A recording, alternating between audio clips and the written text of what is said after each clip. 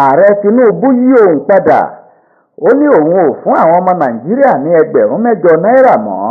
Ó ní kí wọn ó ṣẹnu ní gbọ́lá fún. Ààrẹ Bọ́lá Ahmed Tinubu ó ti ní ìṣèjọba òun yóò ṣe àtúngbéyẹ̀wò ẹgbẹ̀rún mẹ́jọ náírà tí wọ́n ti kọ́kọ́ ṣáájú kéde wípé wọ́n ó máa fún àwọn tálákà àti àwọn tí wọn ò rí ọwọ́ họrí ní orílẹ̀-èdè Nàìjíríà lóṣooṣù. Èyí wáyé lẹ́yìn tí àwọn ọmọ orílẹ̀-èdè Nàìjíríà sọ òkò ọ̀rọ̀ sí ìṣèjọba ààrẹ Aṣíwájú Bọ́lá Ahmed Tinubu wípé ẹgbẹ̀rún mẹ́jọ náírà kò lè ṣe ohunkóhun lásìkò yìí, wípé kó tún èrò rẹ̀ pa.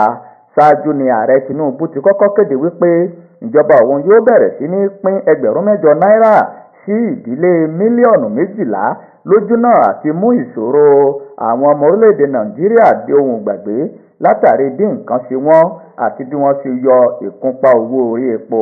Bákan náà ni ẹgbẹ́ òṣìṣẹ́ Nàìjíríà ìyẹn NLC wọ́n ti fárígá tí wọ́n sì ti fojú àìdá wo ìṣèjọba ààrẹ Aṣíwájú Bọ́lá Ahmed Tinubu wípé nǹkan tó gbà lérò yìí kò lè ṣe ohunkóhun.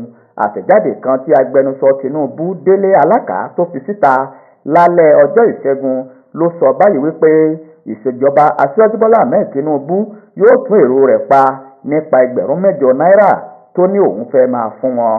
Àtẹ̀jáde náà ní ohun tó fa èyí kò ṣẹ̀yìn bí àwọn ènìyàn kan ṣe ń bu ẹnu àtẹ́ lu owó náà tí wọ́n sì sọ wípé kò bójúmu pé bí orílẹ̀-èdè Nàìjíríà ṣe le tó yìí, kí ni ẹgbẹ̀rún mẹ́jọ náírà ló fẹ́ ká lóṣooṣù nínú ayé àwọn ọmọ ènìyàn. Tinubu fi kún un nínú àtẹ̀jáde ọ̀hún wípé gbogbo ohun tí ìjọba gbà lérò láti ṣe òun ni àwọn ó yí padà tí àwọn ó sì tún èrò àwọn pa.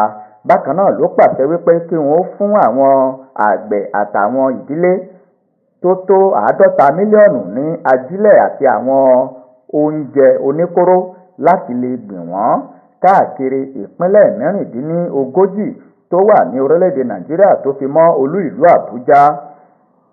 Tinubu sọ èyí wípé tí wọ́n bá rí nǹkan gbìn ó tún ṣàlàyé pé gbèsè bílíọ̀nù lọ́nà 500 náírà tí àwọn ti ṣáájú yá ni àwọn ṣe àmúlò rẹ̀. Ṣùgbọ́n báyìí o, ẹ̀yin ọmọ orílẹ̀-èdè Nàìjíríà, ààrẹ Aṣíwájú Bọ́lá Ahmed Tinubu kò ní fún yín ní 8,000 náírà lóṣooṣù mọ́.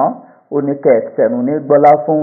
Èyí ni ọ̀rọ̀ tí àwọn ènìyàn ń fà káàkiri ní ìgboro ayé.